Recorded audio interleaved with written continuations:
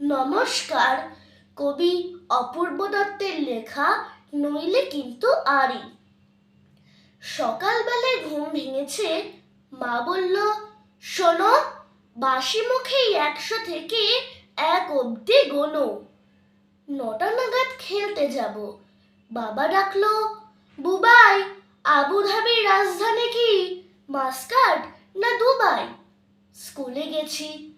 ইংরেজি স্যার হেঁকে বললেন, you kaleidoscope লিখতে গেলে কে লাগে না কিউ? খেলতে গেছি। ছোট নামার প্রথম বলেই আউট। আম্পায়ারটা বলল, ওটা বেনিফিট অফ ডাউট। সন্ধেবেলায় সে কি লড়াই, গদ্যে এবং পদ্যে। এমন কপাল, লোডশেডিংও হয় না মাঝে মধ্যে। এতজনের সঙ্গে আমি একলা লড়তে পারি? ও দাদু ভাই, বিচার করো, নইলে কিন্তু আরি। নমস্কার।